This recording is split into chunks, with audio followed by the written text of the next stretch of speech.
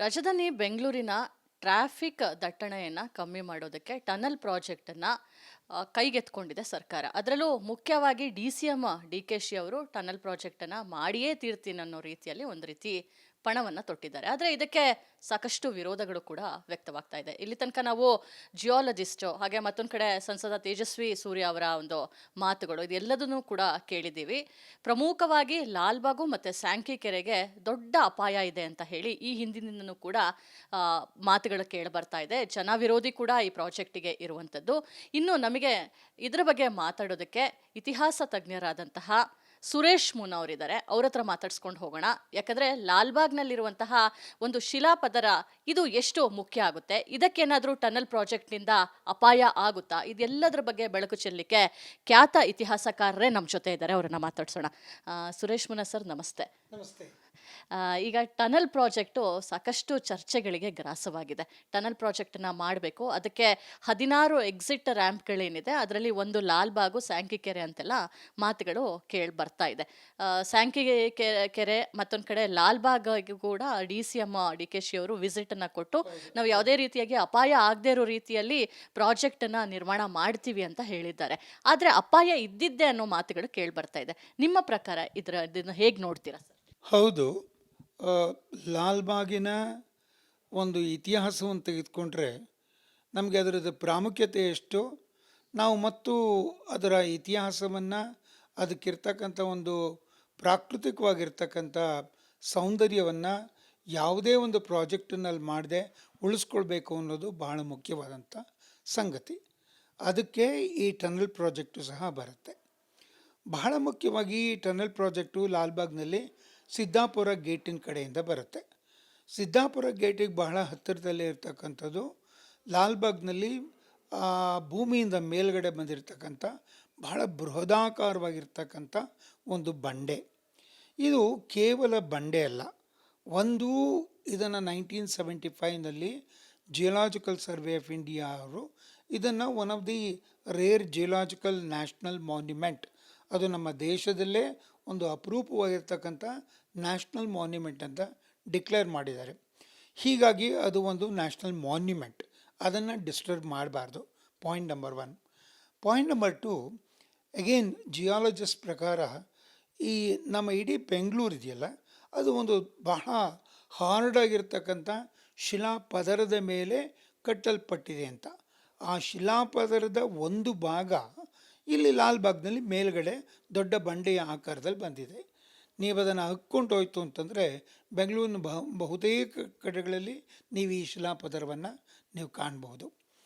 ಇನ್ನು ಈ ಟನಲ್ ಪ್ರಾಜೆಕ್ಟಿಗೆ ಬಂತು ಅಂತಂದರೆ, ಈ ಟನಲ್ನ ಇಲ್ಲಿ ಮಾಡಬೇಕಾದ್ರೆ ಒಂದು, ನಾನು ಅವಾಗಲೇ ಹೇಳಿದೆ, ಬಹಳ ಹಾರ್ಡಾಗಿರ್ತಕ್ಕಂಥ ರಾಕ್ ಇದು.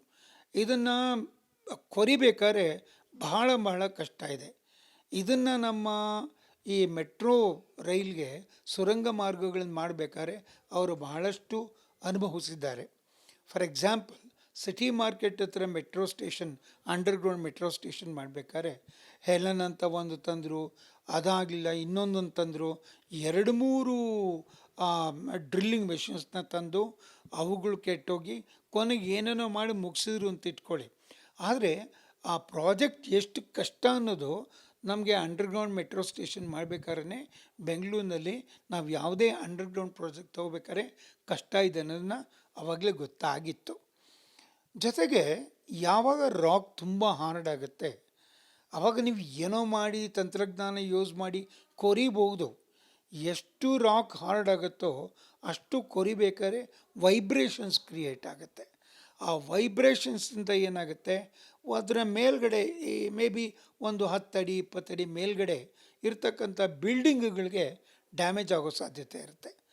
ಈ ಟನಲ್ ಪ್ರಾಜೆಕ್ಟ್ ಹೋಗೋ ಕಡೆಗಳಲ್ಲಿ, ಫಾರ್ ಎಕ್ಸಾಂಪಲ್ ರೇಸ್ ಕೋರ್ಸ್ ಹತ್ರ ಹೋಗುತ್ತೆ, ಲಾಲ್ಬಾಗ್ ಹತ್ರ ಹೋಗುತ್ತೆ, ಆಬ್ವಿಯಸ್ಲಿ ಆ ಮೇಲ್ಗಡೆ ಇರ್ತಕ್ಕಂಥ ಹಿಸ್ಟಾರಿಕಲ್ ಮಾನ್ಯುಮೆಂಟ್ಸ್ ಇರ್ಬೋದು, ಅಥವಾ 100-150 ಇಯರ್ಸ್ ಓಲ್ಡ್ ಬಿಲ್ಡಿಂಗ್ಸ್ ಇರ್ಬೋದು, ಇವೆಲ್ಲಕ್ಕೂ ಭಾಳ ತೊಂದರೆ ಆಗುತ್ತೆ, ಡ್ಯಾಮೇಜ್ ಆಗ್ತಾ ಹೋಗುತ್ತೆ. ಇದು ಒಂದು ಆಸ್ಪೆಕ್ಟು. ಇನ್ನು ಲಾಲ್ಬಾಗಿಗೆ ತಿರ್ಗಾ ಬರೋದಾದರೆ, ಒಂದು ಈ ಟನಲ್ದಾಯಿತು. ಇನ್ನೊಂದು ಹೇಳಿಬಿಡ್ತೀನಿ, ಟನಲ್ ಪ್ರಾಜೆಕ್ಟಿಂದ ಬಂಡೆಗೊಂದು ಡ್ಯಾಮೇಜ್ ಹೋಗೋದಷ್ಟೇ ಅಲ್ಲದೆ ಬಂಡೆ ಮೇಲೂ ಒಂದು ಮಾನ್ಯುಮೆಂಟ್ ಇದೆ, ಅದ್ರ ಬಗ್ಗೆನೂ ನಾನು ಹೇಳಲೇಬೇಕಾಗತ್ತೆ. ಆ ಬಂಡೆ ಮೇಲೆ ಕೆಂಪೇಗೌಡನ ಒಂದು ಗೋಪುರ ಇದೆ. ಎರಡನೇ ಕೆಂಪೇಗೌಡರ ಕಾಲದಲ್ಲಿ ಅವರು ಬೆಂಗಳೂರಿನ ಸಂರಕ್ಷಣೆಯ ದೃಷ್ಟಿಯಿಂದ ಬೆಂಗಳೂರಿನ ಎಲ್ಲ ಎತ್ತರದ ಪ್ರದೇಶಗಳಲ್ಲಿ ಕಾವಲು ಗೋಪುರಗಳನ್ನು ನಿರ್ಮಿಸಿದ್ರು. ಈಗ ನೀವು ಕೆಂಪಾಮುದಿ ಕೆರೆ ಪಕ್ಕ ಒಂದು ಗುಡ್ಡದ ಮೇಲಿದೆ, ಅದರ ಹತ್ತಗಡೆ ಪಕ್ಕ ಒಂದು ಗುಡ್ಡದ ಮೇಲೆ ಗೋಪುರ ಇದೆ. ಆಮೇಲೆ ಮೇಕ್ರಿ ಸರ್ಕಲ್ ಹತ್ರ ಅದು ಮುಂಚೆ ಗುಡ್ಡವಾಗಿತ್ತು, ಅಲ್ಲಿ ಗೋಪುರ ಇದೆ. ಈ ಥರ ಆಮೇಲೆ ಹಲ್ಸೂರು ಕೆರೆ ಹತ್ರ ಗುಡ್ಡದ ಮೇಲೆ ಗೋಪುರ ಇದೆ, ಇಲ್ಲಿ ಬಂಡೆ ಮೇಲೆ ಗೋಪುರ ಇದೆ. ಆಗಿನ ಕಾಲದಲ್ಲಿ ಅವರು ಈ ಥರ ಬಂಡೆ ಮೇಲೆ ಅಥವಾ ಎತ್ತರದ ಪ್ರದೇಶದ ಮೇಲೆ ಗೋಪುರ ಯಾಕೆ ಮಾಡ್ತಾಯಿದ್ರು ಅಂದರೆ, ಆ ಗೋಪುರ ಅದರ ಪಕ್ಕ ಹೆದ್ದಾರಿ, ಅದರ ಪಕ್ಕ ಏನೋ ಒಂದು ನೀರಿನ ಸೋರ್ಸ್. ಸೊ ಯಾರೇ ಅಲ್ಲಿ ಬಂದರೂ ನೀರಿಗೆ ಇಳಿತಾರೆ, ಆವಾಗ ಅದರಲ್ಲಿ ಆ ಕಾವಲು ಗೋಪುರದಲ್ಲಿ ಒಬ್ಬ ಕಾವಲ್ನವನು ಇರ್ತಾನಲ್ಲ, ಅವನು ಬಂದು ವಿಚಾರಿಸ್ತಾನೆ, ವಿಷಯ ಏನು ಅಂತ ಗೊತ್ತಾಗುತ್ತೆ ಅಂತ. ಸೊ ಅಂಥ ಒಂದು ಕಾವಲು ಗೋಪುರ ಈ ಬಂಡೆ ಮೇಲಿರೋದು. ನೀವು ಹೈದರಾಲಿ ಕಾಲದಲ್ಲಿ ಇದರದ್ದು ಒಂದು ಜೇಮ್ಸ್ ಹಂಟರ್ ಅಂತಲೂ ಯಾರೋ ಒಬ್ಬ ಬ್ರಿಟಿಷ್ ಕಲಾವಿದ ಒಂದು ಚಿತ್ರ ರಚಿಸಿದ್ದಾನೆ. ಹೈದರಾಲಿ ಈ ಗೋಪುರವನ್ನು ಸ್ವಲ್ಪ ಮಾರ್ಪಾಡು ಮಾಡಿಕೊಂಡು ಮೆಟ್ಲುಗಳನ್ನು ಹಾಕ್ಕೊಂಡು ಇದ್ರ ಮೇಲೆ ಕೂತ್ಕೊಳ್ಳೋಕೆ ವ್ಯವಸ್ಥೆ ಮಾಡ್ಕೊಂಡಿದ್ದ ಅಂತ. ಅದರಲ್ಲಿ ಕೂತ್ಕೊಂಡ್ರೆ ಮುಂದೆ ಸೈಪ್ರಸ್ ಗಾರ್ಡನ್ ಅಂತ ಗಿಡಗಳಿತ್ತು, ಅದರ ಹಿಂಭಾಗದಲ್ಲಿ ಅವನ ಊರನ್ನು ತೋರಿಸುವಂಥ ಚಿತ್ರ ಅದು. ಅಂದರೆ ಇದು ಎಷ್ಟು ಹಳೆಯದು, ಎಷ್ಟು ಐತಿಹಾಸಿಕವಾಗಿ ಪ್ರಾಮುಖ್ಯತೆಯನ್ನು ಹೊಂದಿತ್ತು ಅಂತ ಗೊತ್ತಾಗುತ್ತೆ. 1954ನಲ್ಲಿ ಕಾಂಗ್ರೆಸ್ ಅಧಿವೇಶನ ಆದಾಗ ಸ್ವಲ್ಪ ಹಳೆಯದಾಗಿದ್ದ ಈ ಗೋಪುರವನ್ನು ಸ್ವಲ್ಪ ಮಾರ್ಪಾಟು ಮಾಡಿಬಿಟ್ಟು ಈಗಿರೋ ರೀತಿಯಲ್ಲಿ ಮಾಡಿದರು. But what ever it is, ಅದೊಂದು ಕೆಂಪೇಗೌಡನ ಗೋಪುರ, ಒಂದು ಸ್ಮಾರಕ. ಹೀಗಾಗಿ ಈ ಒಂದು ಡ್ರಿಲ್ಲಿಂಗ್ ಮಾಡಿದಾಗ ಅದಕ್ಕೂ ಡ್ಯಾಮೇಜ್ ಆಗೋ ಸಾಧ್ಯತೆ ಇರುತ್ತೆ. ಇನ್ನು ಮೂರನೇದೇನು ಅಂದರೆ, ಈ ಒಂದು ಟನಲ್ ಪ್ರಾಜೆಕ್ಟ್ಗೆ ವಿರೋಧ ಮಾಡ್ತಾ ಇರೋರು ಹೇಳ್ತಾ ಇರೋದು, ಆಮೇಲೆ ನನ್ನ ಪ್ರಕಾರನೂ ಲಾಲ್ಬಾಗ್ದಲ್ಲಿ ಬಹಳ ಅಪರೂಪವಾದಂಥ ಮರಗಳಿವೆ. ಹೈದರಾಲಿ ಟಿಪ್ಪು ಸುಲ್ತಾನ್ ಕಾಲದಲ್ಲೇ ಮೆಸೊಪೊಟೋಮಿಯಾ ಈ ಥರ ಬೇರೆ ಬೇರೆ ದೇಶಗಳಿಗೆ ದೂತರನ್ನು ಕಳಿಸಿ ಅವ್ರುಗಳಿಂದ ಸಸ್ಯಗಳನ್ನು ತರಿಸಿ ಅವನ್ನೆಲ್ಲ ಇಲ್ಲಿ ನೆಟ್ಟಿದ್ದಾರೆ. ಇನ್ಫ್ಯಾಕ್ಟ್ ನಮ್ಮ ಬೆಂಗಳೂರು ಹೇಗೆ ಬೇರೆ ಬೇರೆ ಪ್ರದೇಶದ ಜನರಿಗೆ ಆಶ್ರಯ ಕೊಟ್ಟಿದೆಯೋ, ಹಾಗೆ ಲಾಲ್ಬಾಗನ್ನು ನಾವು ಅದೇ ರೀತಿ ಎಕ್ಸಾಂಪಲ್ ಆಗಿ ತಗೋಬೋದು. ಲಾಲ್ಬಾಗೂ ಸಹ ನಮ್ಮ ಲೋಕಲ್ ಮರಗಳ ಜೊತೆಗೆ ಸ್ಥಳೀಯ ಪ್ರಭೇದಗಳ ಜೊತೆಗೆ ಹೊರದೇಶದ ಅನೇಕ ಮರಗಳು ಬಹಳ ಸೊಗಸಾಗಿ ಬೆಳೆದಿವೆ. ಹೇಗೆ ಬೇರೆಯವರು ಇಲ್ಲಿ ಬಂದು ಆರಾಮಾಗಿರ್ತಾರೋ ಹಾಗೆ ಇಲ್ಲಿ ಮರಗಳು. ಈ ಒಂದು ಪ್ರಾಜೆಕ್ಟನ್ನು ತೆಗೆದುಕೊಂಡಾಗ ಅನೇಕ ಆ ರೀತಿಯ ಮರಗಳು ಹೋಗುವಂಥ ಸಾಧ್ಯತೆಗಳಿವೆ. ಈ ಲಾಲ್ಬಾಗ್ನಲ್ಲಿರುವಂತಹ ಏನು ಶಿಲಾಪಥರ ಇದೆ, ಇದಕ್ಕೆ ಮಿಲಿಯನ್ ವರ್ಷಗಳ ಇತಿಹಾಸ ಇದೆ ಅಂತ ಒಂದು ಕಡೆ. ಮತ್ತೊಂದು ಕಡೆ ಇದೇ ಒಂದು ಬಂಡೆಯಿಂದ ಬೆಂಗಳೂರಿನಲ್ಲಿ ಭೂಕಂಪ ಆಗ್ತಾ ಇಲ್ಲ, ಭೂಕಂಪದಿಂದ ಜನ ಇವತ್ತು ಸುರಕ್ಷಿತವಾಗಿದ್ದಾರೆ ಅಂದರೆ ಅದಕ್ಕೆ ಲಾಲ್ಬಾಗ್ನಲ್ಲಿರುವಂತಹ ಬಂಡೆಯ ಕಾರಣ ಅಂತ ಹೇಳಲಾಗುತ್ತೆ. ಹೌದಾ ಇದು? ಇನ್ನು ಈ ಬಂಡೆಯ ಬಗ್ಗೆ ಇನ್ನೊಂದು ಬಹಳ ಮುಖ್ಯವಾದಂಥ ಅಂಶವನ್ನು ನಿಮಗೆ ನಾನು ಹೇಳಬೇಕು. ಹಿರಿಯ ಕೆಂಪೇಗೌಡರು ಬೆಂಗಳೂರು ನಿರ್ಮಾಣ ಮಾಡಬೇಕಾದ್ರೆ ಏನೋ ಒಂದು ಆಕ್ಸಿಡೆಂಟಲ್ ಆಗಿ ಈ ಜಾಗ ಇಲ್ಲಿ ಸಿಕ್ತು, ತುಂಬ ಚೆನ್ನಾಗಿದೆ, ಬಂದು ಇಲ್ಲಿ ಬೆಂಗಳೂರು ನಿರ್ಮಾಣ ಮಾಡಬೇಕು ಅಂತ ಖಂಡಿತ ಅಂದ್ಕೊಳ್ಳಿಲ್ಲ. ಅವರಿಗೆ ಬಹಳ ಒಂದು ವೈಜ್ಞಾನಿಕ ದೃಷ್ಟಿಕೋನ ಆಯಿತು. ಜೊತೆಗೆ ಒಂದು ನಗರದ ನಿರ್ಮಾಣ ಅವ್ರಿಗೆ ಪರಂಪರೆಯಾಗಿ ಬಂದಿತ್ತು, ಅವ್ರ ತಾತ ಅವರೆಲ್ಲ ಯಲಹಂಕ ನಾಡಪ್ರಭುಗಳು ಅಂತ.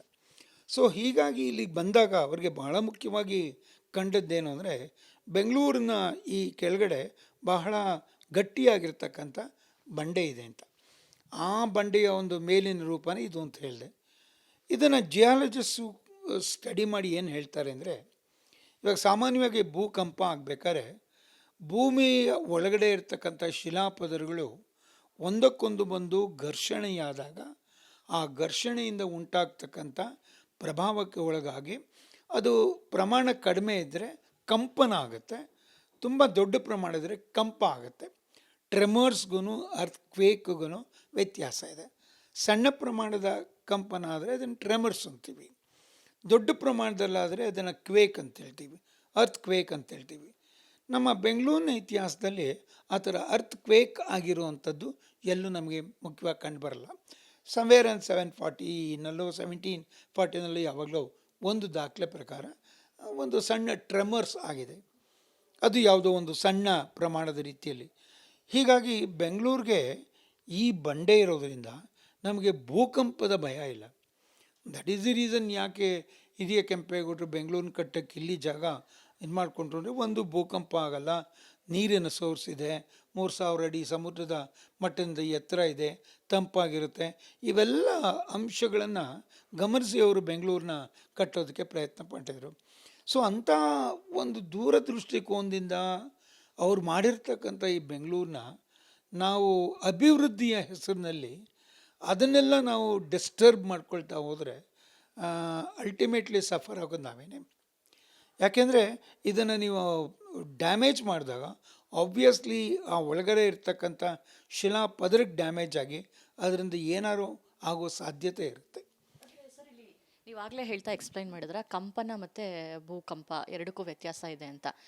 ಈ ಕಾಮಗಾರಿ ಮಾಡುವಂತಹ ಸಂದರ್ಭದಲ್ಲಿ 2.5 ಕಿಲೋಮೀಟರು 3 ಕಿಲೋಮೀಟರ್ ದೂರದಲ್ಲಿ ಮಾಡಿದ್ರು ಕೂಡ ಅದರ ಎಫೆಕ್ಟ್ ಬಂಡೆಗೆ ತಾಕುತ್ತಲ್ವಾ? ಖಂಡಿತ ಆಗುತ್ತೆ. ಯಾಕೆಂದರೆ ಇಲ್ಲಿ ಒಂದು 50ರಿಂದ 100 ಅಡಿ ಆಳದಲ್ಲಿ ಲಾಲ್ಬಾಗಲ್ಲಿ ಕೆತ್ತಬೇಕು ಅಂತ ಒಂದು ಪ್ರಾಜೆಕ್ಟ್ ರಿಪೋರ್ಟ್ನಲ್ಲಿ ಬಂದಿರೋದು. 50ರಿಂದ 100 ಅಡಿವರೆಗೂ ತೆಗಿತಾರೆ ಅಂತ.